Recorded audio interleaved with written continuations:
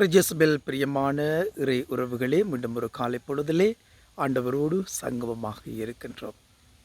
இயற்கையோடு நாங்கள் ஆண்டவரை புகழ்ந்து, இயற்கையோடு ஆண்டவரோடு எங்கள் குரல்களை எழுப்ப இன்றைய நாளுக்குள் காலடி பதிப்போம்.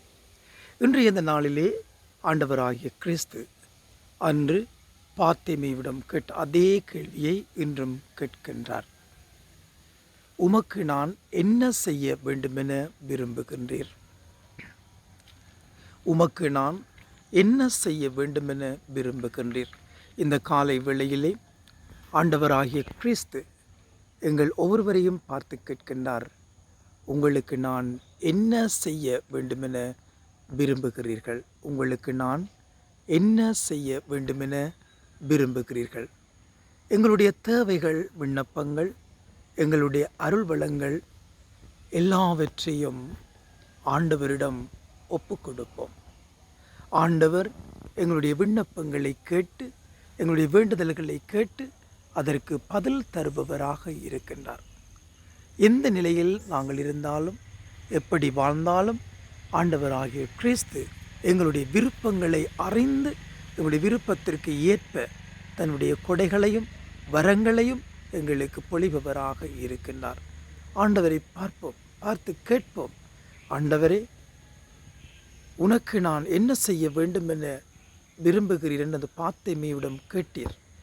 இன்று நாங்கள் பல தேவைகளோடும், மன கஷ்டங்களோடும், மன பாரங்களோடும் நாங்கள் வாழ்ந்து கொண்டிருக்கின்றோம். எங்களது தேவைகளை நிறைவு செய்யவும், உம்முடைய அமைதியை கொடுக்கவும், உம்முடைய ஆறுதலை கொடுக்கவும், உம்முடைய அன்பை நாங்கள் உணரவும், உம்முடைய அன்போடு நாங்கள் வாழவும் எங்களுக்கு அருள் தாரும் என்று சொல்லி ஆண்டவரோடு நாங்கள் ஒன்றிணைவோம். எங்களுடைய உள்ளங்களிலே பல பல தேவைகள், பல பல ஏக்கங்கள், பல பல கஷ்டங்கள், பல துன்பங்களுக்கு இடையிலே நாங்கள் வாழ்ந்து கொண்டிருக்கின்றோம். இந்த நிலையிலே ஆண்டவர் எங்களை உற்று நோக்கவும், ஆண்டவரோடு எங்களுடைய பயணிக்கவும் அருள்வளம் வேண்டுவோம். ஆண்டவரே, உம்முடைய அருள் வளங்களால் எங்களை நிரப்பி உடைய மன்றாட்டுக்களுக்கு செவி சாய்த்து நாங்கள் விரும்புவதை கேட்பதை பெற்று தந்தருள உம்மை இறந்து மன்றாடுகின்றோம் என்ற அந்த உயரிய விசுவாசத்தோடு இன்றைய நாளுக்குள் காலடி பதிப்போம். அன்னை மரியாளுடைய பரந்துரையோடு இன்றைய இந்த நாளுக்குள் நாங்கள் செல்லுவோம். எல்லாம் வல்ல இறைவன், தந்தை, மகன், தூய ஆவி உங்கள் அனைவரையும் நிறைவாக ஆசிர்வதிப்பாராக.